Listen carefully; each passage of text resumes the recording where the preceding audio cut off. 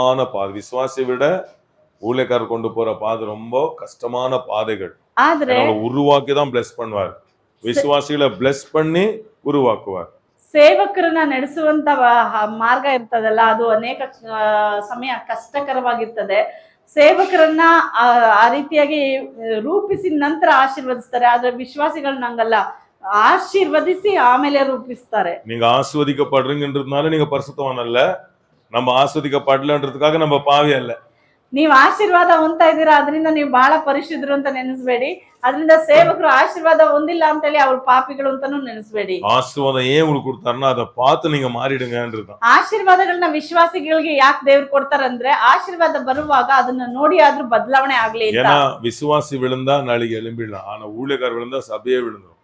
ವಿಶ್ವಾಸಿಗಳು ಬಿದ್ರೆ ಅವ್ರು ತಿರುಗಿ ಎದ್ದೇಳ್ಬೋದು, ಆದ್ರೆ ಸೇವಕರು ಬಿದ್ರೆ ಒಂದು ಗುಂಪೆನೆ ಬಿದ್ದೋಗ್ತದೆ. அதனாலதான் ஊழியக்காரர்ல நிதானமா நிறுத்தி பல வருஷங்கள் அந்த பாதையில கொண்டு போவார். அப்புறம் பிளஸ் பண்ணுவாரு, எப்பவுமே அவங்க விழவே மாட்டாங்க.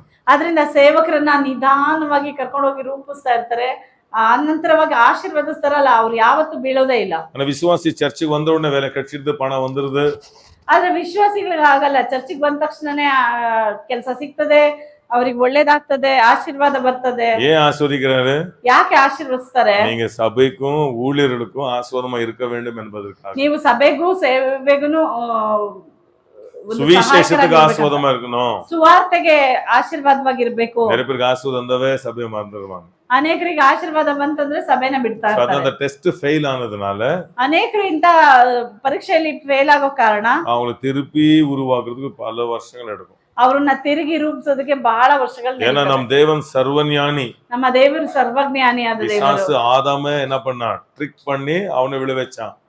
ಸೈತಾನು ಆದಾಮನ ಹತ್ರ ವಂಚನೆ ಮಾಡಿ ಬೀಳಿಸ್ತಾ, ஆனா ஆண்டவர் சாத்தானை ட்ரிக் பண்ணி அவனை விழ வச்சு ಜೀವನ கொடுக்க வச்சார். ಆದ್ರೆ ವಂಚಿಸಿದ ಆ ಸೈತಾನನ್ನ ಟ್ರಿಕ್ ಮಾಡಿ ಶಿಲುಬೆಯಲ್ಲಿ ಅವನನ್ನ ವಂಚಿಸಿ ದೇವರು ಅವನನ್ನ ಬೀಳಿಸಿದ್ರು. ஆதாம் பிசாசுனால வஞ்சிக்கப்பட்டு மரணத்தையும் பாவத்தையும் சுமந்தவனாய் மாறினான். ಮೊದಲನೇ ಆದಾಮು ಸೈತಾನಿನಿಂದ ವಂಚಿಸಲ್ಪಟ್ಟು ಪಾಪದಲ್ಲಿ ಅವನು ಬಿದ್ದ. ஆனா இரண்டாம் ஆதாம் வந்து என்ன பண்ணாரு? ಆದ್ರೆ ಎರಡನೇ ಆದಾಮನಾದ ಯೇಸು ಕ್ರಿಸ್ತನು பிசாச ட்ரிக் பண்ணி ಸೈತಾನನನ್ನೇ ಟ್ರಿಕ್ ಮಾಡಿ பாவத்தையும் மரணத்தையும் சிலுவையில சுமந்து ಪಾಪವನ್ನು ಮರಣವನ್ನ ಶಿಲುಬೆ ಮೇಲೆ ಹೊತ್ತು அவரை நம்புற எல்லாருக்கும் ஜீவன், ಅವರನ್ನ ನಂಬೋ ಎಲ್ಲರಿಗೂ ಜೀವವನ್ನ ಕೊಟ್ಟರು.